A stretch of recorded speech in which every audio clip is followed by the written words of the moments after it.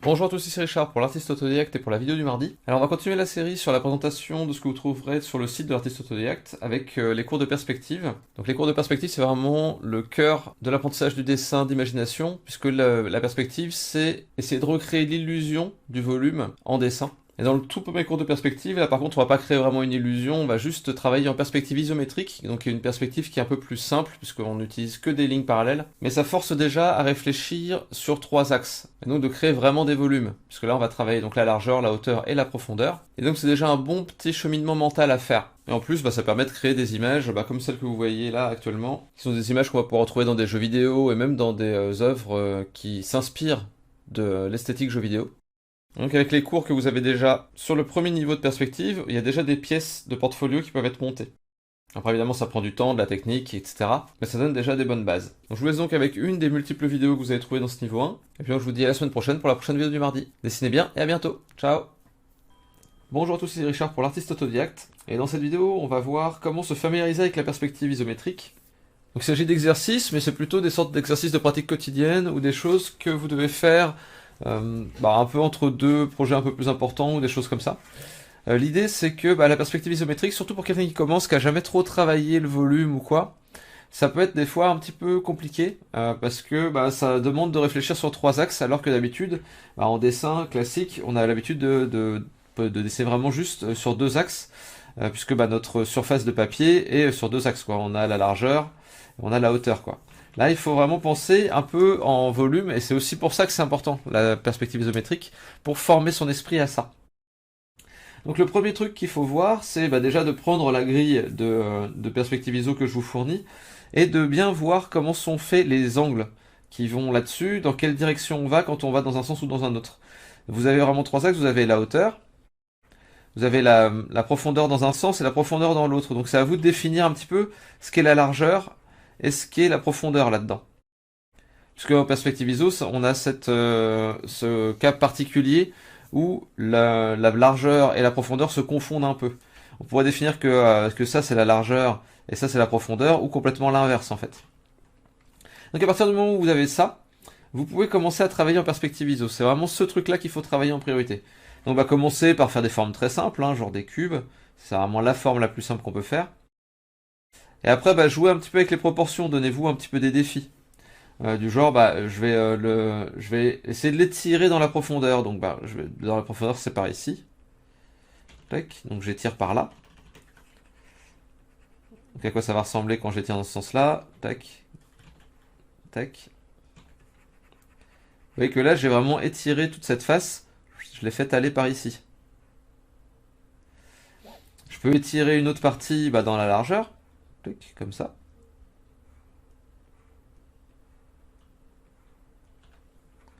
Tac, tac. Et là après je peux faire monter par ici. J'essaye de ne pas faire monter ici parce que on va voir que ça va causer des problèmes de lisibilité. Je peux faire monter par exemple, là j'ai à chaque fois fait une case, je peux peut-être faire monter 2 cases ou 3 cases. Comme ça on va pouvoir avoir quelque chose de relativement lisible. Tac, donc là je monte complètement de 2 cases, tac. Donc 2 cases ici, 2 cases ici, 2 cases ici. Et après je rejoins les côtés. Donc après là je peux faire monter comme ça.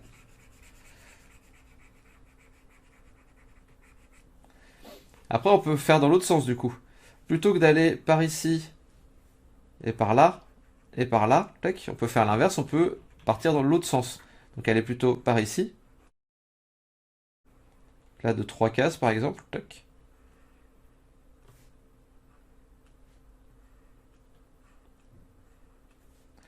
Et donc ce coin là aussi, comme ça.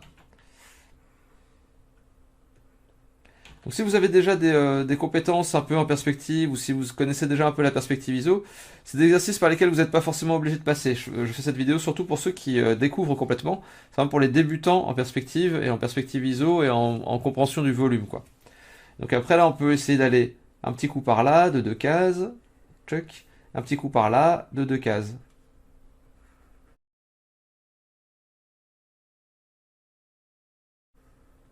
Ça, c'est déjà une bonne manière de pratiquer. Vous prenez un premier bloc et puis après, vous étirez un petit peu dans tous les sens. Ça peut vous donner des constructions qui sont à la fin relativement complexes. Donc, c'est à vous de voir un peu jusqu'où vous voulez étirer le truc. Mais c'est un bon exo à pratiquer ça. Ça oblige à vraiment mettre sa tête dans le volume en fait. De voir vraiment dans quelle direction on tire, dans quelle direction on peut aller en fait. Après ici, je vais monter d'une case. Et donc là, on va voir un problème qui va se poser. On va avoir des lignes qui vont se confondre. Tac, tac, tac. Et que là, on a des lignes qui se confondent pas mal. Et c'est un des problèmes de la perspective ISO, c'est qu'on va avoir souvent ça. Une façon de régler ça, c'est de faire par exemple des demi-hauteurs. Ici, je pourrais aller à une demi-case plutôt qu'à une case entière. Et du coup, ça réglera un petit peu le problème. Tac, puisqu'on a du coup ça qui se passerait. Et ici, bah, du coup, on est sur une case entière, donc ici, on serait quand même comme ça. Voilà, donc ça, c'est le premier type d'exercice. Donc, prendre un bloc, tac, unique.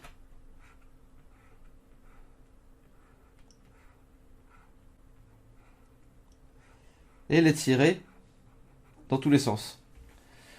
Autre chose, après, on va pouvoir commencer à construire des plus gros blocs. Donc là, je fais un bloc de 4 sur 4 dans tous les sens.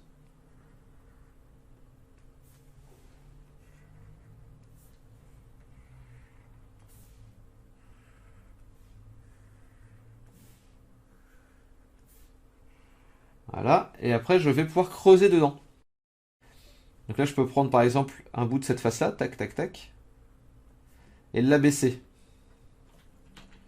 Donc bah là, on va prendre ce point-là, l'étirer vers le bas de 2 cases, ce point-là, l'étirer vers le bas de 2 cases, ce point-là, l'étirer vers le bas de 2 cases, ce point-là, l'étirer vers le bas de 2 cases. Et donc ça fait un truc comme ça à la fin.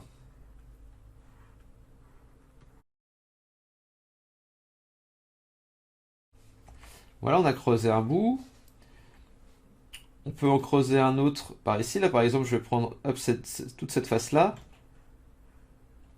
une face de 1 sur 2, je vais l'étirer par là-bas. Donc on imagine en transparence que ça fait un truc comme ça. Alors on va l'étirer une case et demie, par exemple.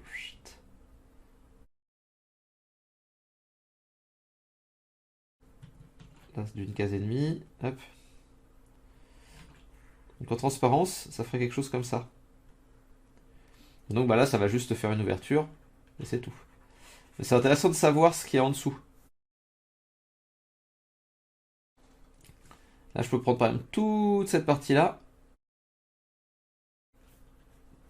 toute donc cette zone-là, tac, tac, tac, tac, tac, et tout descendre de 2 cases. Poum, poum.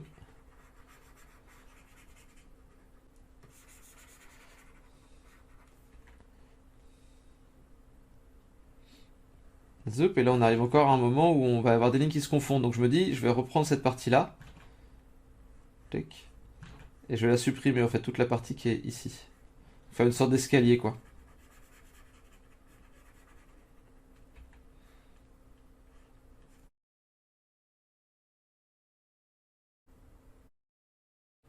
Donc voilà, donc vous voyez un petit peu l'idée là, c'est prendre un gros bloc et tailler dedans. C'est un peu l'inverse de ce qu'on a fait avant.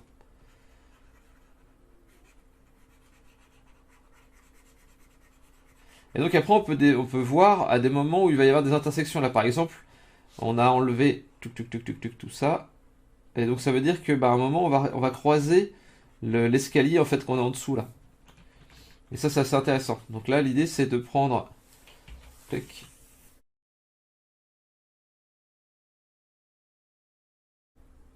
un gros bloc. Donc là je me refais mon bloc de 4 initial.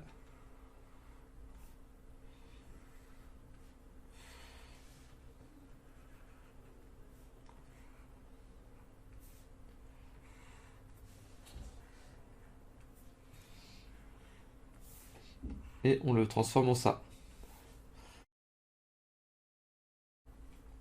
Après, autre exercice intéressant, ça va être de faire tourner les choses à 90 degrés. De prendre d'abord une forme simple, peut-être. Du genre, hop, je prends d'abord quelque chose genre comme ça, comme une pièce de Tetris par exemple.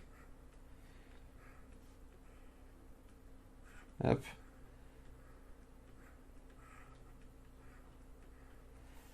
Et donc je vais faire tourner là sur les rotations. Ce qui va se passer, c'est qu'on va avoir plusieurs axes de rotation. On a 3 axes de rotation. On a l'axe de rotation qui va tourner comme ça. Donc sur... alors je vais le faire plus clairement.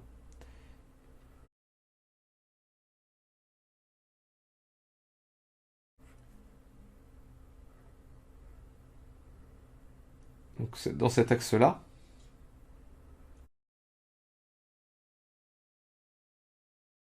Ou alors on va avoir ben, la rotation, donc, enfin, genre tout le long d'une face comme ça, de cette face-là. Tac.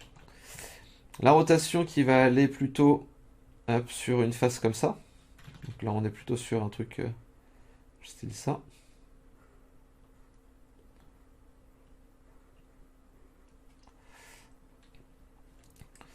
Et l'axe de rotation donc qui va être sur l'autre, donc sur une face plutôt comme ça.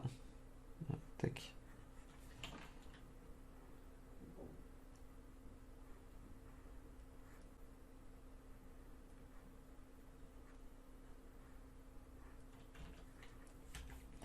Donc on a 3 axes de rotation et donc on peut essayer un petit peu les 3. Donc ce bloc-là de Tetris, si je le fais tourner sur cet axe-là, ça va me donner quelque chose. Je...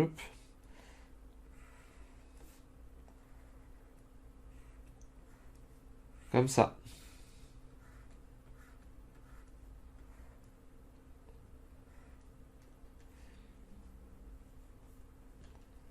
Si je le fais tourner à nouveau sur cet axe-là cette fois-ci,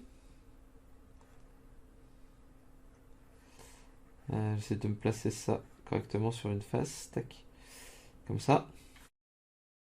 Donc là je fais un quart de tour dans ce sens-là, donc on va avoir un bloc qui va devenir comme ça.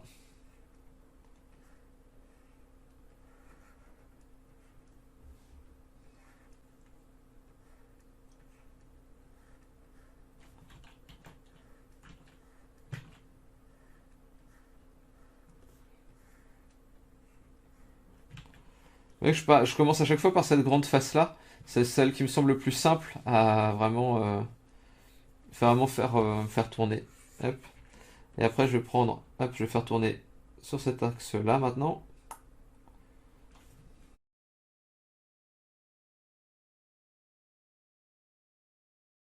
Et du coup on va arriver sur quelque chose comme ça.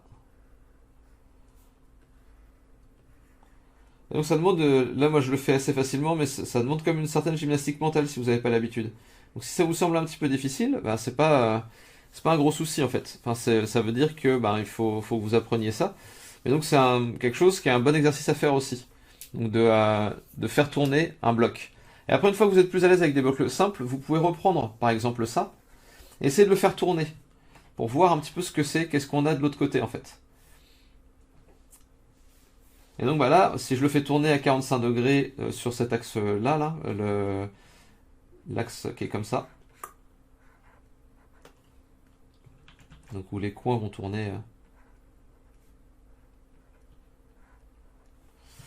on va avoir un truc du genre, je vais partir de la forme du haut, encore une fois.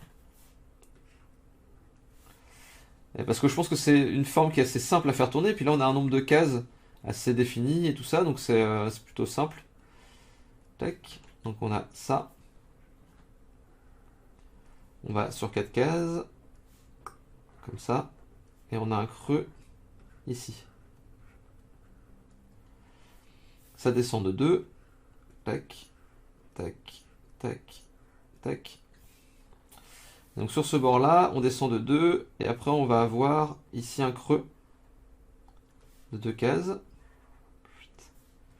dans ce sens-là. Il va falloir que je décale un peu, parce que sinon je vais pas avoir la place. Je vais décaler tout ça avec. J'essaie de le mettre me laisser le plus de place possible. Voilà, donc on a ça. Donc voilà, donc ça fait ça. Donc là, sur cette face-là, on est OK. Et après, ça va par là-bas. Donc initialement, on avait ça, tac, qui allait par là. Je me le mets en transparence parce que ça va jouer sur l'escalier en fait. On a l'escalier qui fait ça. Tac, normalement. Sauf que là, bah, tout ça, ça a été hop, raboté. Donc c'est comme si on avait toute cette face-là. Hop, que je vais mettre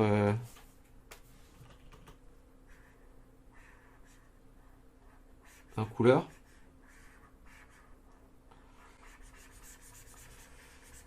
Qui était exactement la même chose, mais décalée d'une case par là-bas.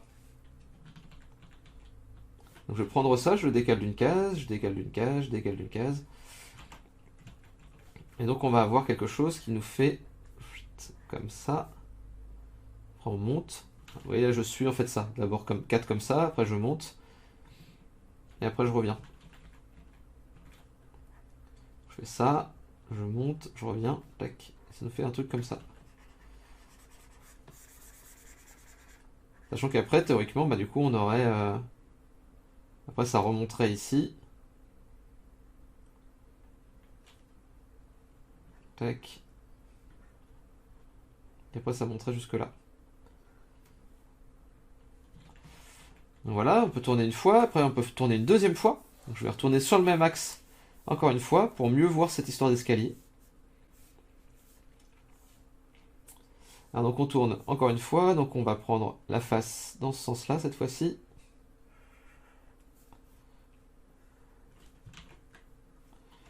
On va voir le creux ici.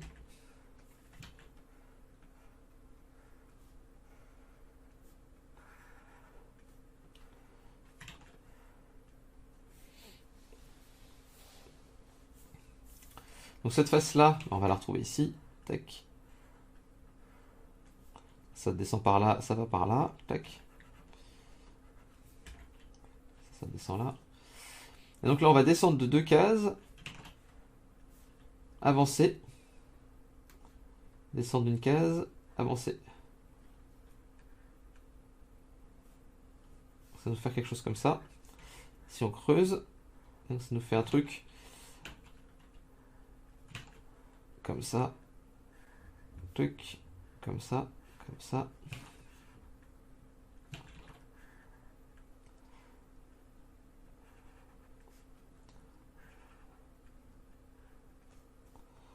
Et voilà.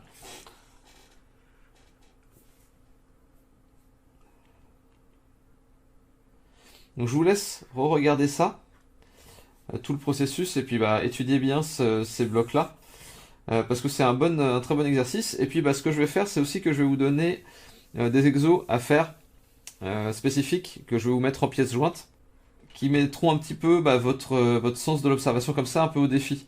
La façon dont ça va procéder, c'est que je vais vous donner des plans, et qui seront à reproduire après en perspective ISO, sous un ou deux angles. Donc il va y avoir des plans de 3 sur 3, tac, où il va y avoir soit du plein, soit du creux. Et je vais vous faire une mini vidéo dessus pour vous expliquer bien le principe. Et après ça, normalement, vous serez sacrément à l'aise pour pouvoir faire les exercices suivants. Donc voilà tout pour cette vidéo. On va voir la présentation des mini exos dans la vidéo suivante. A tout de suite!